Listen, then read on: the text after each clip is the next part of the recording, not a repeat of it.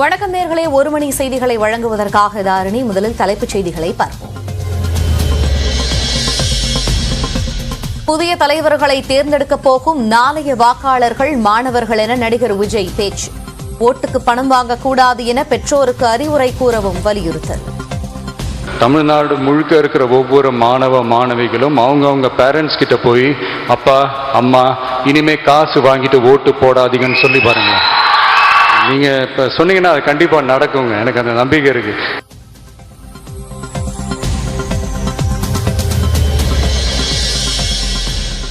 அம்பேத்கர், பெரியார், காமராஜரை படியுங்கள் என நடிகர் விஜய் அறிவுரை.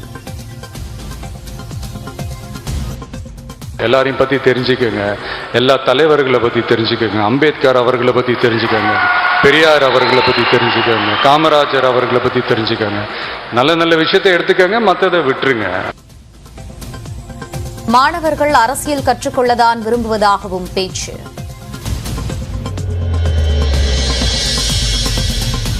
பிளஸ் 2 தேர்வில் முதலிடம் பெற்ற மாணவி நந்தினிக்கு வைர நெக்லஸ் வழங்கிய விஜய். கையால ஒரு வைர நெக்லஸ் அவர் பிரசன்ட் பண்றாரு. வாழ்த்துக்கள்.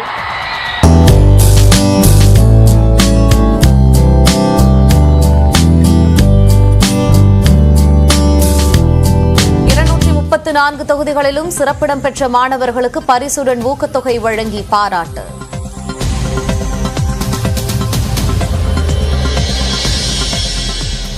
கல்வி பற்றிய அசுரன் பட வசனத்தை பார்த்து உந்துதல் பெற்றேன். மாணவர்களுக்கு பரிசு வழங்கும் நிகழ்ச்சியை ஏற்பாடு செய்ததன் காரணம் குறித்து விஜய் பேச்சு. கார்டு இருந்தா எடுத்துக்குவானுங்க, ரூபா இருந்தா பிடிக்குவானுங்க. ஆனா படிப்பை மட்டும் உங்ககிட்ட இருந்து எடுத்துக்கவே முடியாதுங்க. அது ரொம்ப ஒரு பாதிச்ச ஒரு லைன்ஸா இருந்ததுங்க. இது 100க்கு 100 உண்மை மட்டும் இல்லை, இதுதான் யதார்த்தமும் கூட.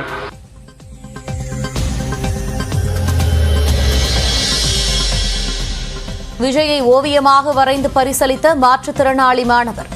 கட்டி அணைத்து நெகிழ்ந்த நடிகர் விஜய்.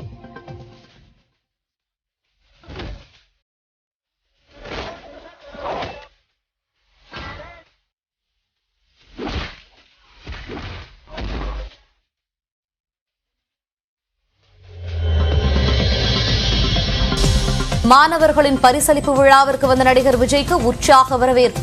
ஆரவாரத்துடன் வரவேற்ற மாணவர்கள்.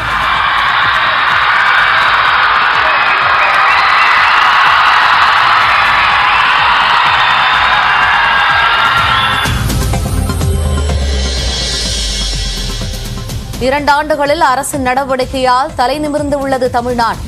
நிதிநுட்ப நகர தொடக்க விழாவில் முதலமைச்சர் மு.க. ஸ்டாலின் பெருமிதம். அமலாக்கத்துறை காவலில் எடுத்ததற்கான படிவத்தில் கையெழுத்திட்டார் அமைச்சர் செந்தில் பாலாஜி. சுயநினைவின்றி இருந்ததால் நேற்று கையெழுத்திடவில்லை என தகவல். சர்வதேச விளையாட்டு நிகழ்வுகளின் மதுபானம் பரிமாற உரிமம் வழங்கியதில் சட்ட விதிகளை மீறவில்லை. சென்னை உயர்நீதிமன்றத்தில் தமிழ்நாடு அரசு பதில் மனு தாக்கல். மதுரை மாவட்டம் திருமங்கலம் அருகே ஆண்கள் மட்டுமே பங்கேற்ற திருவிழா. 100 ஆடுகளை பலியிட்டு நடைபெற்ற கறி விருந்து.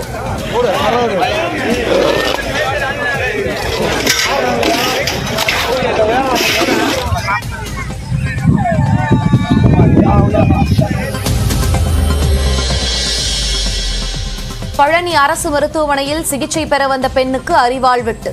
குடும்ப தகராறில் வெட்டிய கணவர் பிடிபட்டார்.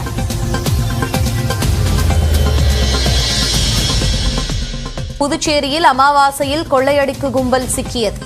ஒவ்வொரு திருட்டின் போதும் சுற்றுலா சென்று கொண்டாடியது விசாரணையில் அம்பலம். திருவாரூரில் 16வது ஆண்டாக நடைபெறும் நெல் திருவிழா. பாரம்பரிய நெல் ரகங்களுடன் விவசாயிகள் கலந்துரையாடல்.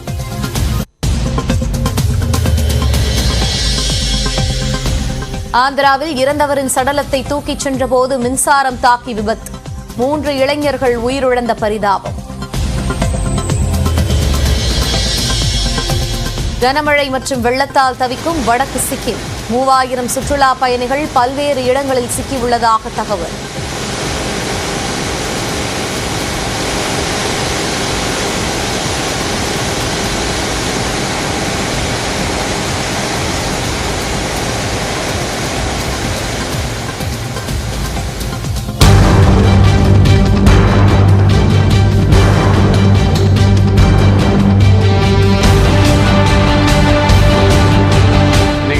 நாளைய வாக்காளர்கள்.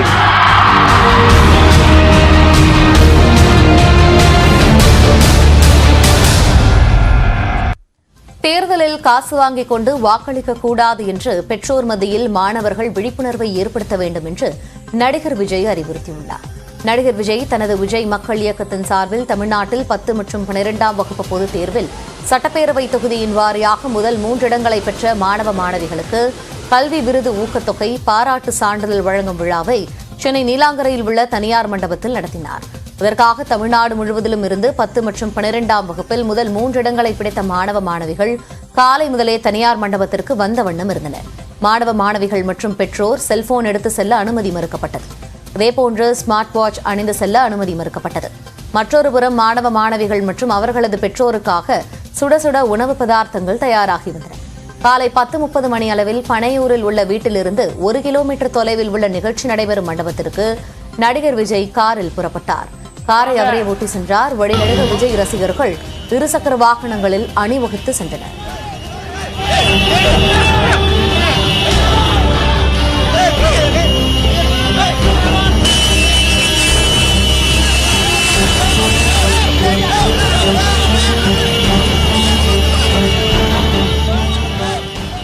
நிகழ்ச்சி நடைபெற்ற மண்டபத்திற்கு காலை 11 மணி அளவில் நடிகர் விஜய் வந்தார். நடிகர் விஜயை அவரது ரசிகர்கள் ஆரவாரம் செய்து வரவேற்றனர்.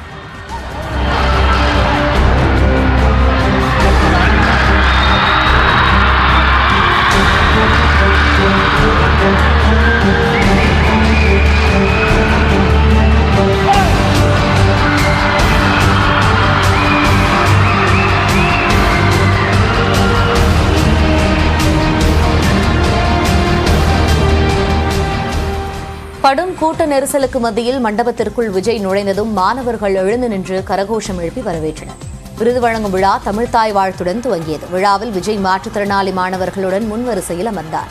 அப்போது விஜய்க்கு அருகில் அமர்ந்திருந்த மாற்றுத்திறனாளி மாணவர் ஒருவர் விஜய்க்கு ஓவியத்தை பரிசாக வழங்கினார். அதை பார்த்த விஜய் நிகழ்ச்சியில் கண்கலங்கினார். அதைத் தொடர்ந்து 10 மற்றும் 12ஆம் வகுப்பு பொதுத் தேர்வில் தொகுதி வாரியாக முதல் 3 இடங்களை பிடித்த மாணவ மாணவிகளுக்கு நடிகர் விஜய் கல்வி உதவித்தொகை வழங்கி பாராட்டு தெரிவித்தார். முதலாவதாக 12ஆம் வகுப்பு தேர்வில் 600க்கு 600 மதிப்பெண்கள் பெற்ற நந்தினிக்கு சான்றிதழுடன் வைர நெக்லஸை வழங்கி கௌரவித்தார்.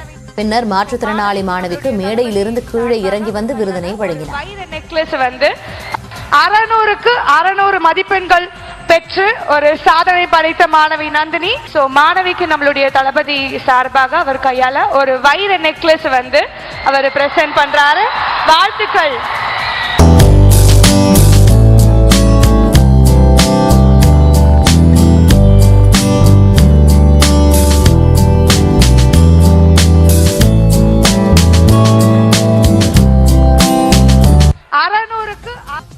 நிகழ்ச்சியில் பேசிய நடிகர் விஜய் முதல் முறையாக கல்வி நிகழ்ச்சியில் பேசுவதாகவும் பொறுப்புணர்ச்சி வந்ததை போல உணர்வதாகவும் கூறினார். கல்விக்கு ஏதாவது செய்ய வேண்டும் என்று தோன்றியதாகவும் அது இன்று நிறைவேறியிருப்பதாகவும் மகிழ்ச்சி தெரிவித்தார். மேலும் நடிகர் தனுஷ் நடித்த அசுரன் பட வசனத்தை சுட்டிக்காட்டியும் பேசினார். காடு இருந்தா எடுத்துக்குவானுங்க, ரூவா இருந்தா பிடிக்குவானுங்க, ஆனா படிப்பை மட்டும் உங்ககிட்ட இருந்து எடுத்துக்கவே முடியாதுன்னு. அது ரொம்ப ஒரு பாதிச்ச ஒரு லைன்ஸா இருந்ததுங்க. இது 100க்கு 100 உண்மை மட்டும் இல்லை, இதுதான் யதார்த்தமும் கூட. தேர்வில் தோல்வியடைந்தவர்கள் தவறான முடிவுகளை எடுக்கக்கூடாது என்றும் படிப்புடன் சேர்ந்து ஒழுக்கமும் சிந்தனை திறனும் மாணவர்களுக்கு அவசியம் என்றும் அறிவுறுத்தினார். மேலும் மாணவர்கள் அம்பேத்கர், பெரியார், காமராஜர் ஆகிய தலைவர்கள் குறித்து படிக்க வேண்டும் என விஜய் கேட்டுக் கொண்டார். முடிஞ்ச வரைக்கும் படிங்க, எல்லாரையும் பத்தி தெரிஞ்சுக்கோங்க, எல்லா தலைவர்களை பத்தி தெரிஞ்சுக்கோங்க, அம்பேத்கர் அவர்களை பத்தி தெரிஞ்சுக்கோங்க, பெரியார் அவர்களை பத்தி தெரிஞ்சுக்கோங்க, காமராஜர் அவர்களை பத்தி தெரிஞ்சுக்கோங்க. நல்ல நல்ல விஷயத்தை எடுத்துக்கோங்க, மற்றதை விட்டுருங்க. அவ்வளவுதான். இதுதான் இன்னைக்கு உங்க டேக் ஹோம் மெசேஜ். பணத்தை எழுந்துட்டீங்கன்னா நமது விரலை வைத்து நமது கண்ணை குத்தும் செயல்தான் தேர்தல் என்று கூறிய விஜய், நாளைய வாக்காளர்களான மாணவ செல்வங்கள் சரியான தலைவர்களை தேர்வு செய்ய வேண்டும் என்று அறிவுறுத்தினார். தேர்தலில் காசு வாங்கிக் கொண்டு ஓட்டு போடக்கூடாது என பெற்றோரிடம் கூற வேண்டும் என்றும் விஜய் வலியுறுத்தினார். ஒரு ஓட்டுக்கு 1000 ரூபான்னு வச்சுப்போமே. இப்போ ஒரு தொகுதியில் கிட்டத்தட்ட ஒரு 1.5 லட்சம் பேருக்கு கொடுக்குறாங்கன்னா என்ன ஒரு 15 கோடி ஆச்சா? ஒருத்தர் ஒரு 15 கோடி செலவு பண்ணுறாருன்னா அவர் அதுக்கு முன்னாடி எவ்வளோ சம்பாதிச்சிருக்கணும்? தமிழ்நாடு முழுக்க இருக்கிற ஒவ்வொரு மாணவ மாணவிகளும் அவங்கவுங்க பேரண்ட்ஸ் கிட்ட போய் அப்பா அம்மா இனிமே காசு வாங்கிட்டு ஓட்டு போடாதீங்கன்னு சொல்லி பாருங்களேன். நீங்கள் இப்போ சொன்னீங்கன்னா அது கண்டிப்பாக நடக்குங்க. எனக்கு அந்த நம்பிக்கை இருக்குது. சமூக வலைதளங்களில் பெரும்பாலும் போலி செய்திகள் உலா வருவதாக கூறிய விஜய், சமூக வலைதளத்தில் செய்தி பதிவிடும் ஒரு சிலருக்கு ஒரு மறைமுக நோக்கம் இருக்கும் என்றும் குறிப்பிட்டார். அந்த செய்திகளில் எதை எடுத்துக்கொள்ளலாம், எதை எடுத்துக்கொள்ளக்கூடாது என்பதை மாணவர்கள்தான் ஆராய வேண்டும் என்றும் விஜய் கேட்டுக்கொண்டார்.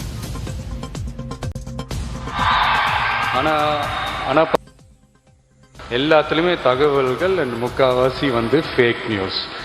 இந்த சோஷியல் மீடியாவில் நியூஸ் போடுற, நான் எல்லாரையுமே சொல்லலை, ஒரு சில பேருக்கு ஒரு ஹிடன் அஜெண்டா ஒன்று இருக்கும். ஒரு கவர்ச்சிகரமான ஒரு தகவல்கள் மூலமா நம்ம அந்த அட்டென்ஷனை எடுத்துக்கலாம் அப்படின்றதுக்காக சிலதெல்லாம் நடக்கும். அதை நீங்கள் தான் அனலைஸ் பண்ணணும். எதை எடுத்துக்கலாம், எதை விட்டுறலாம், எதை நம்பலாம், நம்ப வேணாம், எது உண்மை பொய்.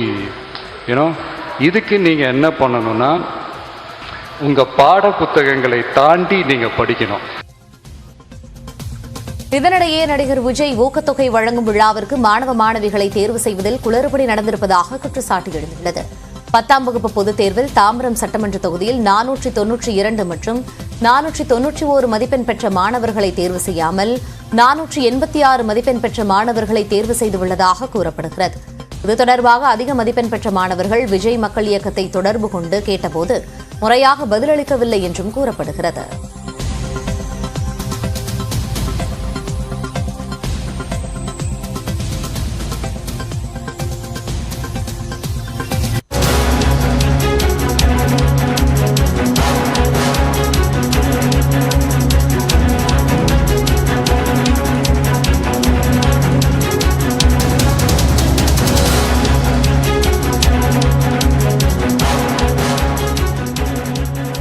முக்கிய செய்தியை பார்த்துக் கொண்டிருக்கிறோம். 10 மாவட்டங்களில் இன்று கனமழை பெய்ய வாய்ப்பிருப்பதாக வானிலை ஆய்வு மையம் அறிவித்திருக்கிறது. அது தொடர்பான முக்கிய செய்தியை நாம் துறையில் பார்த்துக் கொண்டிருக்கிறோம்.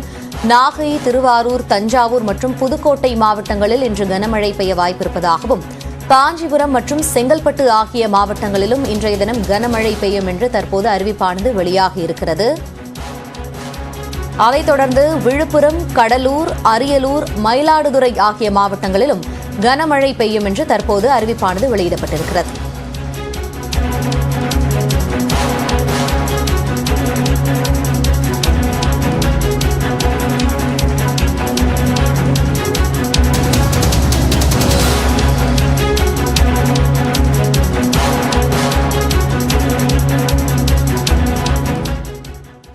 இரண்டு ஆண்டுகளாக தமிழ்நாடு அரசு எடுக்கும் நடவடிக்கைகளால் தமிழ்நாடு தலைநிமிர்ந்து உள்ளதாக முதலமைச்சர் மு க ஸ்டாலின் தெரிவித்துள்ளார்.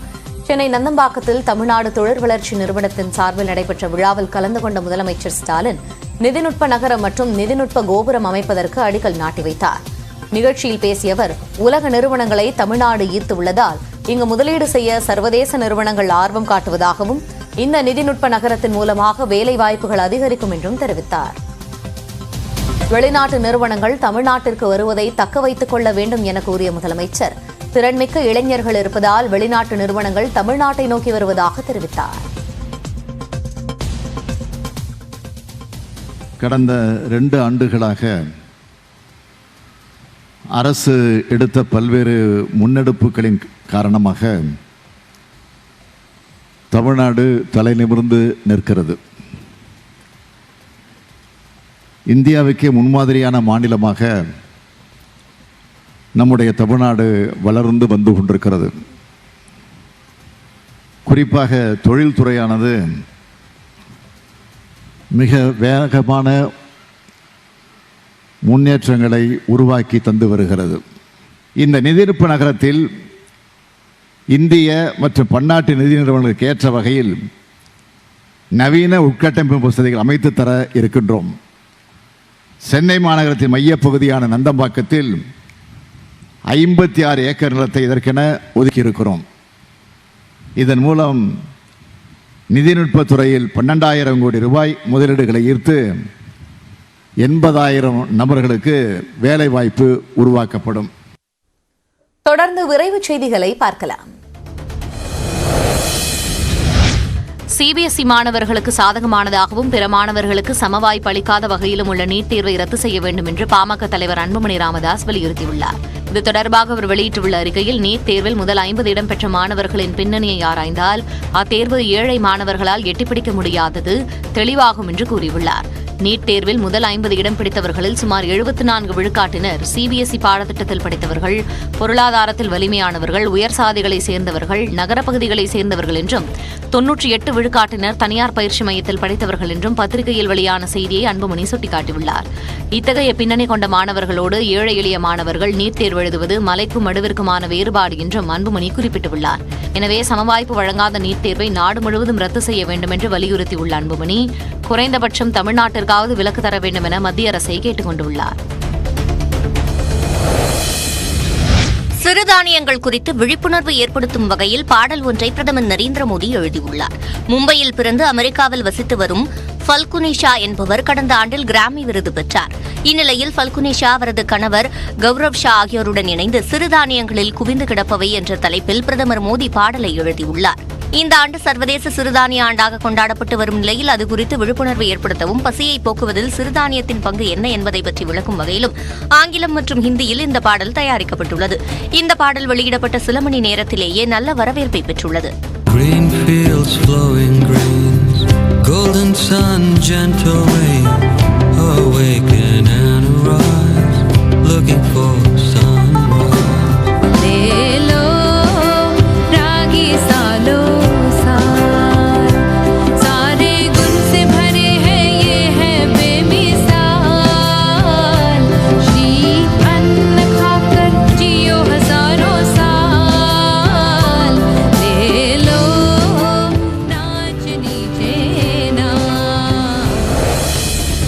தெலங்கானா மாநிலம் செகந்திராபாத்தில் நடந்த அக்னி வீரர்கள் பயிற்சி நிறைவு விழாவில் மிடுக்கான அணிவகுப்பு நடைபெற்றது. இந்திய முப்படைகளிலும் 4 ஆண்டுகள் மட்டும் பணியாற்றும் வகையில் அண்மையில் அக்னிபாத் திட்டம் அறிமுகப்படுத்தப்பட்டது. ஆன்லைனில் நடந்த தேர்வு மற்றும் உடற்தகுதி தேர்வில் வெற்றி பெற்றவர்களுக்கு 24 வார அடிப்படை பயிற்சி வழங்கப்பட்டது. செகந்திராபாத்தில் கடந்த ஜனவரி 2ஆம் தேதி தொடங்கிய பயிற்சி இன்று நிறைவடைந்த நிலையில் பயிற்சியை நிறைவு செய்த 116 அக்னி வீரர்கள் அணிவகுப்பு நடத்தினர்.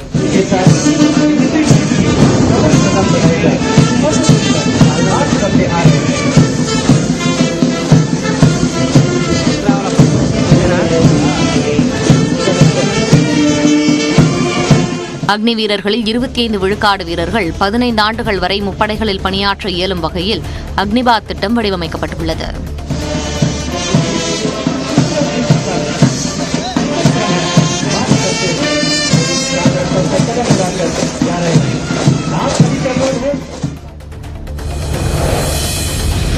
ஆனி மாத அமாவாசையையொட்டி சதுரகிரி சுந்தர மகாலிங்கம் கோவிலில் ஆயிரக்கணக்கான பக்தர்கள் குவிந்தனர். விருதுநகர் மாவட்டம் ஸ்ரீவில்லிபுத்தூர் அருகே மேற்கு தொடர்ச்சி மலைப்பகுதியில் அமைந்துள்ள சதுரகிரி சுந்தர மகாலிங்கம் கோவிலுக்கு பிரதோஷம் மற்றும் ஆனி மாத அமாவாசையை முன்னிட்டு கடந்த 14ஆம் தேதி முதல் 18ஆம் தேதி வரை பக்தர்கள் கோவிலுக்கு செல்ல கோவில் நிர்வாகம் அனுமதி வழங்கியுள்ளது.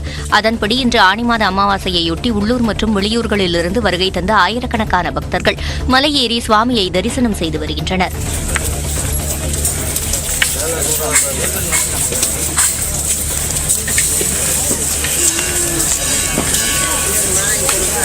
காலை 7 மணி முதல் மதியம் 12 மணி வரை மட்டுமே பக்தர்கள் மலையேற அனுமதிக்கப்படுவார்கள் என்பது உள்ளிட்ட பல்வேறு கட்டுப்பாடுகள் விதிக்கப்பட்டுள்ளன.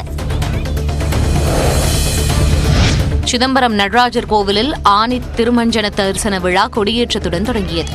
கடலூர் மாவட்டம் சிதம்பரம் நடராஜர் கோவிலில் கொடியேற்றத்தை ஒட்டி கொடிமரத்தின் அருகே பஞ்சமூர்த்திகளுக்கு சிறப்பு அபிஷேக ஆராதனைகள் நடைபெற்றன. தொடர்ந்து பஞ்சமூர்த்திகளின் முன்னிலையில் கொடி ஏற்றப்பட்டு கொடிமரத்திற்கு சிறப்பு அபிஷேகம் நடைபெற்றது. இதில் திரளான பக்தர்கள் கலந்து கொண்டு சுவாமி தரிசனம் செய்தனர். 11 நாட்கள் நடைபெறும் இந்த நிகழ்வில் நாள்தோறும் பஞ்சமூர்த்திகளின் வீதி உலா நடைபெறவுள்ளது. இந்த விழாவின் முக்கிய நிகழ்வுகளான தேரோட்டம் 25ஆம் தேதியும் ஆனி திருமஞ்சன தரிசன விழா 26ஆம் தேதியும் நடைபெறும் என்று தெரிவிக்கப்பட்டுள்ளது.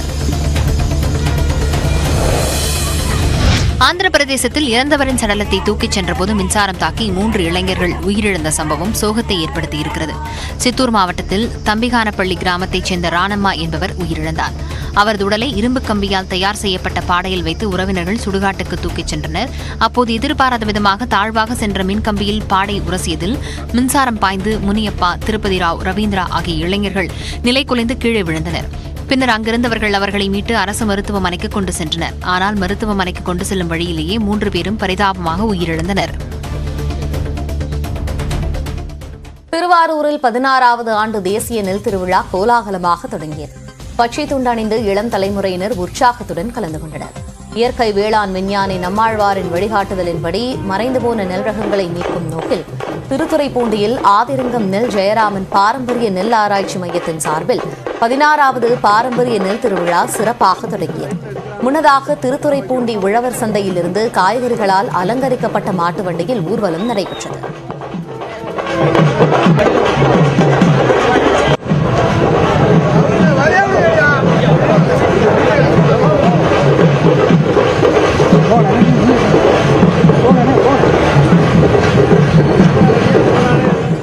இந்த திருவிழாவில் கடந்த பல ஆண்டுகளில் மீட்கப்பட்ட மாப்பிள்ளை சம்பா, குதிரைவாலி, காட்டு யானம், யானை கவுனி, சீரக சம்பா, கிச்சிலி சம்பா, தூயமல்லி என 174 நெல் ரகங்கள் காட்சிப்படுத்தப்பட்டுள்ளன.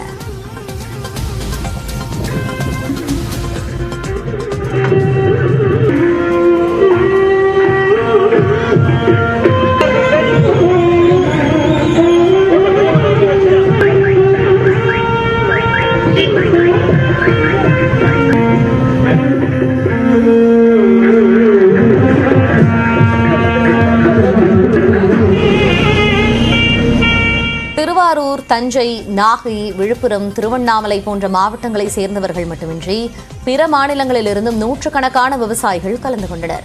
நெல் திருவிழாவில் பங்கேற்றுள்ள ஒவ்வொருவருக்கும் 2 கிலோ நெல் இலவசமாக வழங்கப்பட்டு அவற்றை சாகுபடி செய்து அடுத்த ஆண்டு 4 கிலோவாக விவசாயிகள் திருப்பி அளிக்கப்பட்டனர். திண்டுக்கல் மாவட்டம் பழனி அரசு மருத்துவமனையில் புகுந்து பெண்ணை அவரது கணவர் அரிவாளால் வெட்டிய சம்பவம் பரபரப்பை ஏற்படுத்தியுள்ளது. விகேமில் பகுதியைச் சேர்ந்தவர்கள் மணி, பிரியதர்ஷினி தம்பதி. உடல்நலக்குறைவு ஏற்பட்டதால் பிரியதர்ஷினி பழனியில் உள்ள அரசு மருத்துவமனைக்கு வந்துள்ளார். அவர் புறநோயாளிகள் பிரிவில் காத்திருந்தபோது அந்த இடத்திற்கு வந்த கணவர் மணி மறைத்து வைத்திருந்த அரிவாளை எடுத்து வெட்டியுள்ளார். பிரியதர்ஷினி தப்பிக்க முயன்ற நிலையில் அவரை ஓட வெட்டியுள்ளார். அதனால் நோயாளிகள் அச்சமடைந்து அங்கும் இங்கும் ஓடினர். அப்பகுதியில் இருந்த மருத்துவமனை பாதுகாவலர்கள் மணியை பிடித்து காவல்துறையினரிடம் ஒப்படைத்தனர். குடும்ப தகராறில் மருத்துவமனையில் புகுந்து பெண் வெட்டப்பட்ட விவகாரம் நோயாளிகளுக்கிடையே சிறிது நேரம் பதற்றத்தை ஏற்படுத்தியது.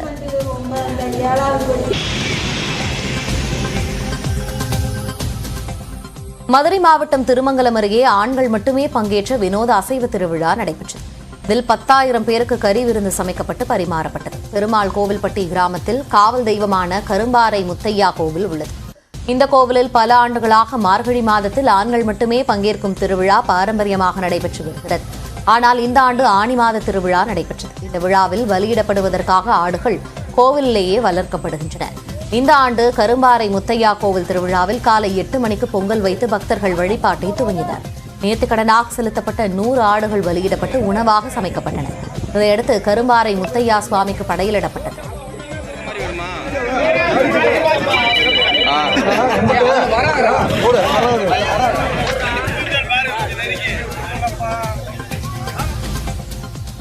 அதைத் தொடர்ந்து கோவிலுக்கு வந்திருந்த சுமார் 10,000த்திற்கும் மேற்பட்ட ஆண்களுக்கு சோறு மற்றும் ஆட்டுக்கறி குழம்பு பரிமாறப்பட்டது. இந்த திருவிழாவில் பெண்கள் பங்கேற்க அனுமதி அளிக்கப்படவில்லை. அவதூறு வழக்கில் தமிழ்நாடு பாஜக மாநில செயலாளர் SG சூர்யாவை மதுரை காவல்துறையினர் கைது செய்தனர். சென்னை தியாகராய நகரை சேர்ந்த பாஜக மாநில செயலாளர் SG சூர்யா கடந்த சில நாட்களுக்கு முன்பு மதுரை MP சு வெங்கடேசன் குறித்து ட்விட்டரில் பதிவொன்றை வெளியிட்டார். அதில் கம்யூனிஸ்ட் கட்சியின் வார்டு உறுப்பினர் கட்டாயப்படுத்தி மலக்குழியை சுத்தம் செய்ய வைத்ததன் காரணமாக உடலில் ஒவ்வாமை ஏற்பட்டு தூய்மை பணியாளர் ஒருவர் இறந்துள்ளதாகவும் இது தொடர்பாக மதுரை MP சு வெங்கடேசன் கள்ள மௌனம் காப்பதாகவும் குறிப்பிட்டிருந்தார். இதுகுறித்த கட்சியினர் மதுரை காவல் ஆணையரிடம் புகார் அளித்தனர். அதன் பேரில் நள்ளிரவு தியாகராய நகரில் உள்ள வீட்டில் வைத்து அவதூறு வழக்கில் SG சூர்யாவை மதுரை காவல்துறையினர் கைது செய்து மதுரைக்கு அழைத்து சென்றனர். இதையறிந்த பாஜகவினர் சென்னை எழும்பூரில் உள்ள காவல் ஆணையர் அலுவலகத்திற்கு வெளியே பூந்தமல்லி நெடுஞ்சாலையில் சாலை மறியலில் ஈடுபட்டனர். உடனே 15 பேர் சூழ்ந்துட்டாங்களாம். அந்த மாதிரி அப்படி என்ன அவர் வந்து குற்றம் பண்ணிட்டாருன்றது கண்டிப்பா எங்களுக்கு தெரியணும். அப்புறம் உடனே அவங்கள வந்து கூட்டிட்டு போயிருக்காங்க.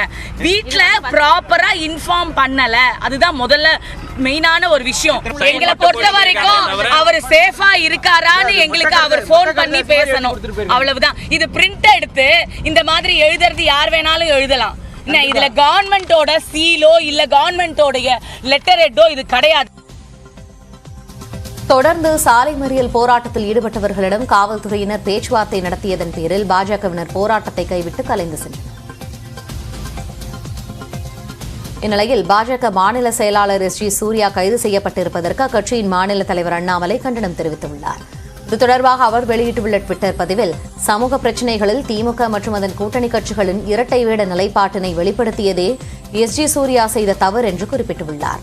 சுதந்திரமான பேச்சுரிமையை குறைக்க அரசு இயந்திரத்தை பயன்படுத்துவதும் சிறிதளவு விமர்சனத்திற்கும் பதற்றமடைவதும் ஜனநாயக ரீதியாக தேர்ந்தெடுக்கப்பட்ட தலைவருக்கு தகுதியற்றது என்றும் அவர் சாடியுள்ளார். பாஜக தொண்டர்களை இதுபோன்ற அடக்குமுறைகளால் முடக்கிவிட முடியாது என்றும் தங்களது குரல் மக்களுக்காக எப்போதும் துணிச்சலாக ஒலித்துக் கொண்டிருக்கும் என்றும் அண்ணாமலை கூறியுள்ளார்.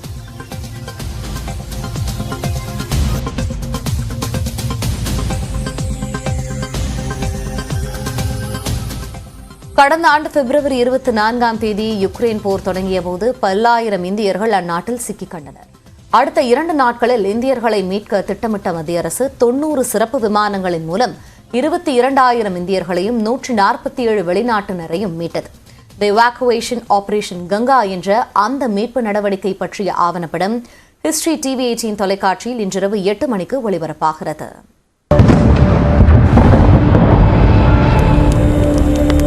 Russia has essentially launched a full-scale invasion of Ukraine.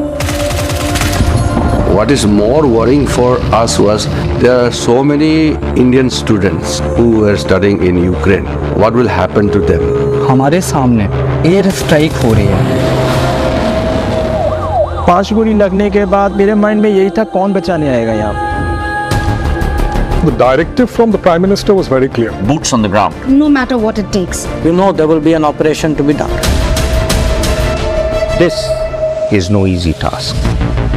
All airspace above Russia has now been closed off. How do you move when every 500 meters there is a blockade? It was a process which required instant decision making. You put the entire national resources and say go out there and do what you have to do. When Indian Air Force aircraft lands, it brings great amount of confidence. Believe me, when India speaks, a lot of things happen. एक एक बच्चा लौट के आएगा. उनके माँ बाप के जो सपने हैं, उन सपनों को मैं चूर चूर नहीं होने दूंगा. Watch the evacuation Operation Ganga. Premieres tonight 8 p.m. on History TV 18. இத்துடன் இந்த செய்தி தொகுப்பு நிறைவுக்கு வருகிறது. இணைந்திருங்களது நியூஸ் 18 தமிழ்நாடு.